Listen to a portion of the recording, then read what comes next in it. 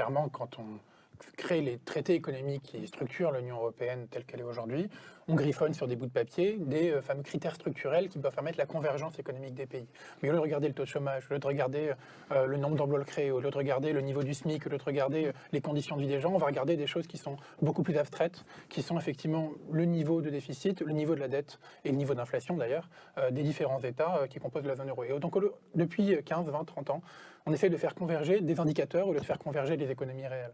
Et donc c'est aussi une des grandes différences qu'on a. Par exemple, une des questions qui matrice le débat économique pour le coup, c'est de savoir quel est le multiplicateur économique d'un euro de dépenses publiques. Donc il ne faut pas fuir tout de suite, mais concrètement, quand on met un euro d'argent public, c'est de l'argent que derrière les gens vont utiliser, parce que c'est de l'argent qu'on investit, c'est de l'argent qu'on met dans les salaires, dans les traitements des fonctionnaires, c'est-à-dire quelque chose qui se retrouve dans l'économie derrière.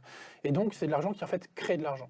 Et nous on dit, Jean-Luc Mélenchon dit, 1 euro d'argent public, c'est 1,18 € de plus qui est réinjecté au fin de compte dans l'économie. Et donc, quand on fait 250 milliards d'euros d'investissement, de dépenses d'argent public nouvelles avec le programme de la NUP, ça crée 267 milliards d'euros de richesse nouvelle en retour. Donc, on ne vise pas l'équilibre, on ne vise pas simplement quelque chose d'atone qui serait... En fait, l'équilibre, c'est quelque chose de mort qui ne vit pas. Nous, on vise à justement créer de la dynamique, créer de la vie, créer de la richesse, et créer de la richesse qui sera beaucoup mieux répartie parce qu'on la crée au bon endroit. Et au contraire, les...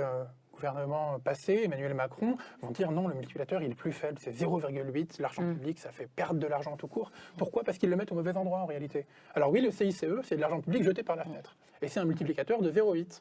Bon, c'est effectivement le chiffre qu'ils prennent. Ouais, encore t'es généreux. Donc, au mieux. Mais d'après, voilà, si on prend les mêmes études, voilà, c'est... Donc oui, effectivement, quand on utilise l'argent public pour le donner sans condition aux grandes entreprises, quand on le donne en cadeaux fiscaux, en suppression de l'ISF, pas en etc., santé, en éducation, c'est de l'argent qui disparaît. Voilà, l'ISF, c'est la fin de l'ISF, c'est zéro retombée, zéro ruissellement dans l'économie réelle. Par contre, c'est 9 milliards de dividendes de plus entre 2017 et 2021. On est passé de 14 à 21. Voilà, il y a des ruissellements, il y a des retombées, mais simplement, c'est de l'argent public inutile.